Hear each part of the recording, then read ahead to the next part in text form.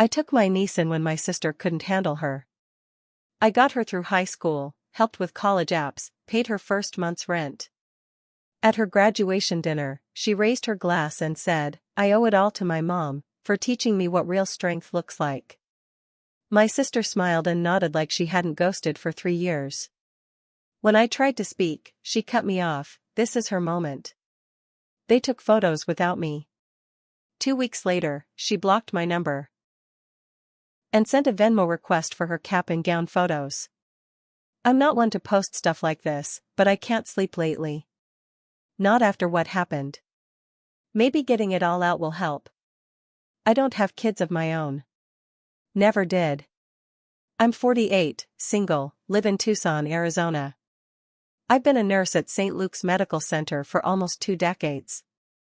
It's not glamorous, but it pays the bills, and I'm good at it. I've always been the reliable one in my family. The one who picks up when no one else will.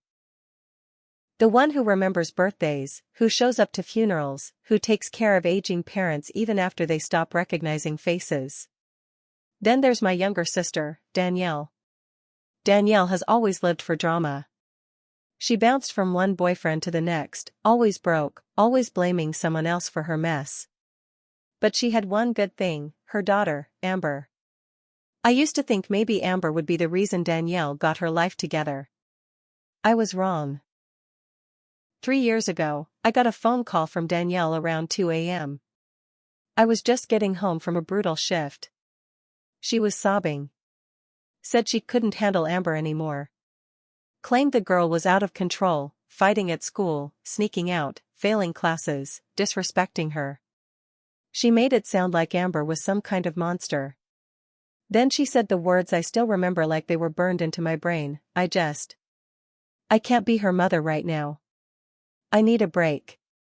Please, Mel. Take her. I paused. I'd always loved Amber. She was 17 at the time. A smart, funny, stubborn teenager. Danielle had never been consistent with her, and I figured Amber was acting out because of that. I didn't ask too many questions. I just said, okay. Send her here. Danielle put her on a Greyhound the next morning with a backpack, a cracked phone, and no explanation. No legal paperwork. No support. Just dumped her like she was someone else's problem. The first few weeks were tough. Amber barely spoke.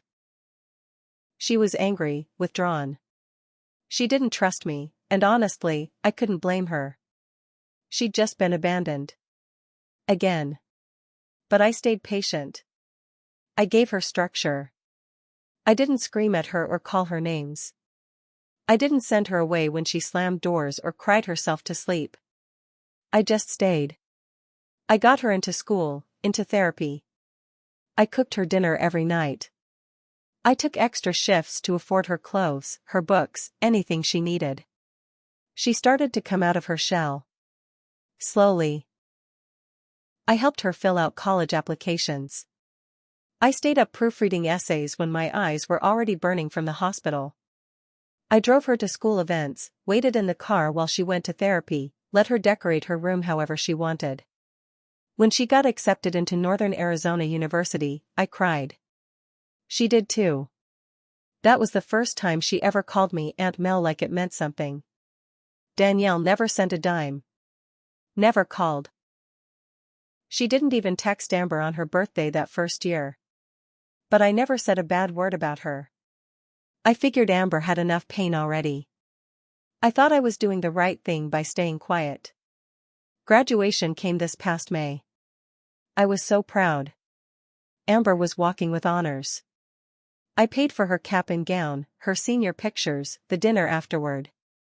I bought her a necklace with her birthstone, printed a photo album of her milestones, and made a reservation at a nice restaurant downtown.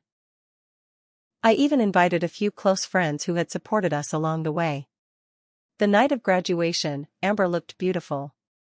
She wore this white dress I'd helped her pick out, did her hair in soft curls. I drove her to the restaurant, heart pounding with pride. Then Danielle walked in. I hadn't seen her in nearly 3 years. She didn't tell me she was coming. She just showed up, like it was her right. Amber jumped up and hugged her like she was some long-lost hero. Danielle cried, did the whole emotional reunion routine, acting like the prodigal mother returned. I stood there stunned. I wanted to believe I mattered, but in that moment, I felt like a stranger crashing someone else's party. Danielle sat beside Amber, taking over the seat I'd saved for myself. I was pushed to the end of the table. I didn't want to cause a scene, so I smiled through it. I figured maybe this was good for Amber, having her mom show up at last. Maybe I was being selfish. Then dessert came. Amber stood up, raised her glass, and said, I just want to thank the person who's shown me what real strength looks like. My mom. I owe everything to her. Everyone clapped. Danielle nodded like she deserved it. Like she had done any of the work. I tried to speak. My hands were shaking. I said, Amber. Danielle leaned over and said, this is her moment. Don't make it about you. My voice caught in my throat. I sat back down. They took pictures without me. Just Danielle and Amber, posing with her diploma. I offered to take the photos, and Amber handed me the phone without even looking me in the eye. I left early. Told them I had a migraine. 2 weeks later, Amber blocked me on everything. No explanation. Just gone. Then she had the audacity to send me a Venmo request, $45, graduation photos. No note. Just the charge. Like I was some unpaid assistant. I didn't respond. But I started planning. Because if they were going to erase me, I was going to erase the support I gave them, piece by piece. After that Venmo request, I didn't reply. I didn't decline it. I just let it sit there, like a wound, open and visible. It hurt more than I care to admit.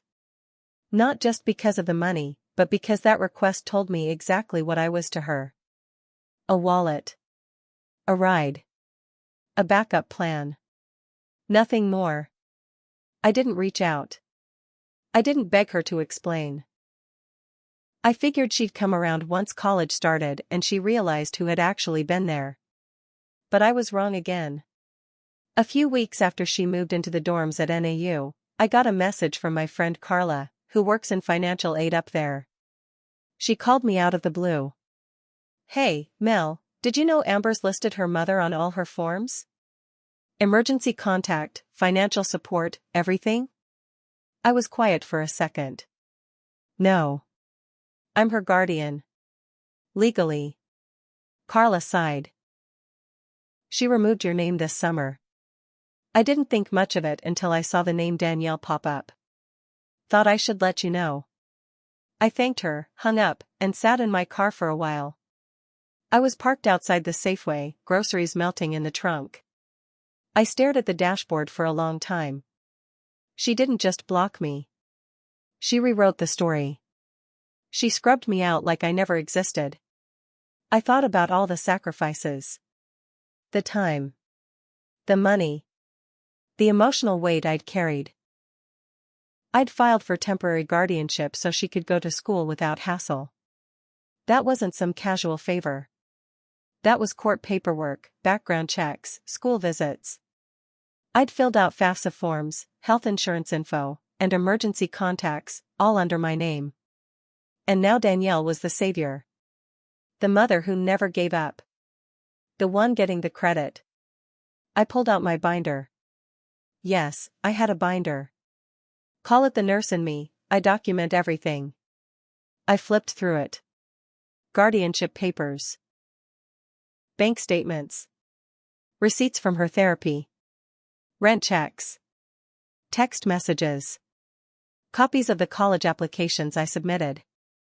A detailed spreadsheet of everything I'd paid since Amber moved in, over $14,000. I never asked to be paid back. I never brought it up. But I kept records. Just in case. That night, I emailed Danielle. First time in years. Subject, we need to talk body, hope you're well. I know you think the past is behind us, but I need you to understand something. I have legal guardianship papers. I paid for your daughter's education, housing, food, healthcare. And now I hear she's listed you on her forms as if I was never involved. You can have the title of mom, that was never what I wanted. But if you think I'm just going to disappear quietly, think again. You owe me. In more ways than one. I suggest you call me. Soon. She didn't call. Of course not. Instead, Amber emailed me from a new account. The subject line just said, "Please stop." In the message, she told me I was making things worse between her and her mom. That she didn't ask me to pay for things. That I'd crossed boundaries and needed to move on with my life. I sat there, shaking, reading those words. Crossed boundaries? I'd fought tooth and nail to get her to graduate. I'd fed her, comforted her, wiped her tears after panic attacks. And now I was just some unstable woman who did too much.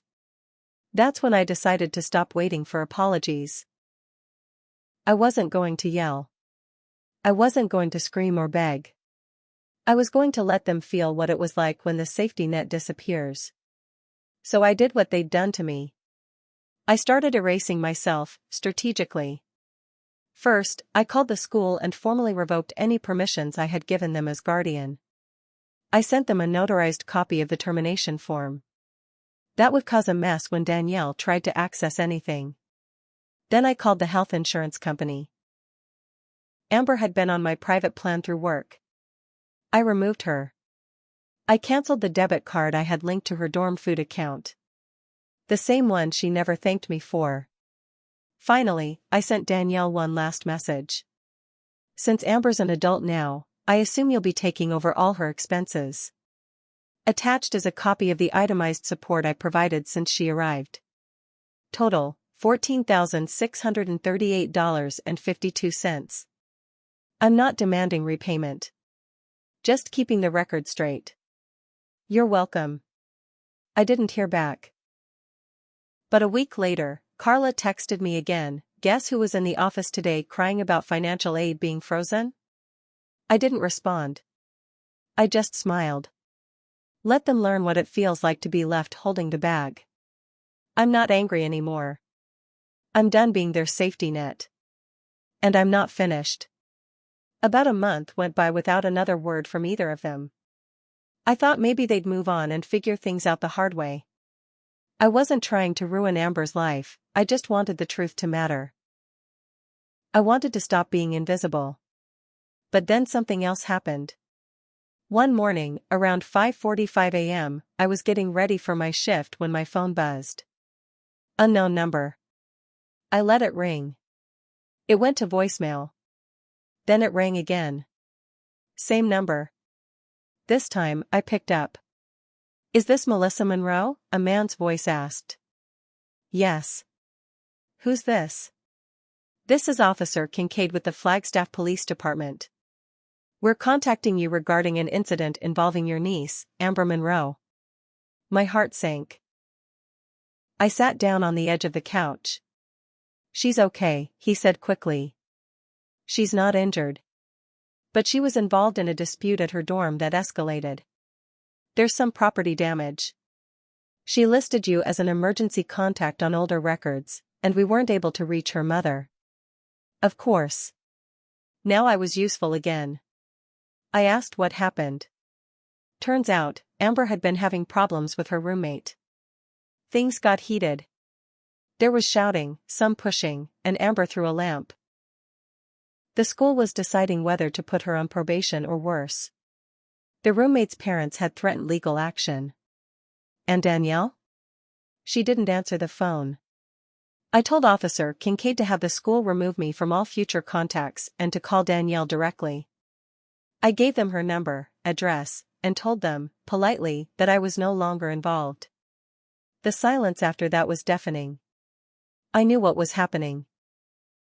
Amber had leaned on me for so long, she didn't know how to function without the safety net. And Danielle? She never wanted to be the parent. She wanted the credit without the responsibility. About a week later, I got an email from Danielle. Subject line, "We need to talk." I opened it. The body said, "Look. I don't know what your problem is. Amber is struggling and you're just sitting back watching it happen? You call yourself family? You abandoned her just like Dad abandoned us. You should be ashamed." That last sentence, it lit something inside me. That woman had the audacity to talk about abandonment after vanishing for 3 years? I didn't respond. Instead, I sent a certified letter. No email. No text. A formal document with a clear message: to Danielle Monroe and Amber Monroe, as of this letter, I am no longer legally, financially, or emotionally responsible for either of you. I have removed my name from all guardianship and financial records. I am not your scapegoat, I am not your caretaker, and I am no longer available to be used or erased. Attached, you'll find a signed copy of the original guardianship agreement, my financial records, and documentation of every action I took on Amber's behalf between 2022 to 2025. If you or any third-party attempts to place further responsibility on me, I will respond through legal counsel. This is not cruelty. This is consequence. Sincerely, Melissa Monroe. I sent a copy to the school too. Just in case. 2 weeks later, I heard from Carla again. This time, she asked if I had time for coffee. We met at a diner. She looked nervous. Amber applied for emergency hardship funding, she said. She claimed she was kicked out of her aunt's house after being emotionally abused for years. She's trying to get the school to cover her tuition and housing retroactively. I felt my stomach turn. She said you tried to control her life, isolate her from her mom, and then abandoned her when she finally stood up to you. I sat there, stunned. I couldn't even speak. Carla leaned in. I know it's not true. I've known you too long. But they're building a story. And Danielle's backing it. They're trying to get sympathy points. Even talked about suing for back support. That's when I knew I had to do more than just walk away. It wasn't about revenge anymore. It was about protecting the truth. I spent a weekend going through everything: emails, receipts, court records, text messages, even old photos. I made copies. I labeled every file. I printed screenshots of conversations where Amber thanked me, called me her only real parent, and begged me to help her through college. I sent it all to the school's dean of students and the Office of Financial Aid, marked confidential and labeled false hardship claim, evidence attached. I didn't call them. I didn't follow up. I wanted my silence to speak for itself. It took about 10 days. Then Carla called me again. They've suspended her aid, she said. They're launching a formal investigation. Danielle tried to show up and explain everything, but she brought no documents, just drama. That same week, I got a message on Facebook. From Amber. The account she used to block me on had now sent me a cold, 2-line message: "Why are you doing this? You ruined everything. I loved you like a mom." I stared at the screen. I sat with it for almost an hour. Then I replied, "You loved me when it was convenient. You needed me, and I showed up. When you didn't, I still stayed. But you let someone who vanished take my place, and then tried to erase me. That wasn't love. That was use. Actions have consequences." She never replied. But Danielle did. She showed up at my front door a few nights later. Uninvited. She banged on the door like she was the police. "Open up, Mel. We need to talk." I didn't. I sat in the dark with the TV off, holding a baseball bat, just in case. The next day, I filed a no-contact order. In the weeks that followed, Amber's world started to collapse. Word got around at her school. People talked. Her RA told Carla that Amber was having meltdowns in the hallway and barely going to class. The dean sent her a letter stating she might lose her spot at the university if her aid was revoked. Then, in a moment of strange irony, she emailed me again. This time, it wasn't cold. She apologized. Said she didn't know what she was doing. Said she was scared. That her mom made promises and said things would be different. That she just wanted a real family again. She asked me to call her. I didn't. Because this wasn't a story with a clean ending. This wasn't a matter of forgiveness and hugs and fixing everything. This was about a lesson. I'd made my mistake too, thinking I could fix a broken family just by giving enough time, money, and love. Thinking sacrifice alone was enough. But you can't teach people loyalty. You can't force someone to see who was there when they choose to remember who wasn't. So I closed the book on both of them. I sold the house. Took a job offer in Santa Fe. A fresh start. I didn't leave a forwarding address. And I left the binder behind, in a locked safe at the lawyer's office, just in case either of them ever came back trying to twist the story again. Because if they wanted to lie, I wanted the truth to outlive the both of them. I wasn't her mother. But I was the one who stayed. And I'm the one who finally walked away. For good.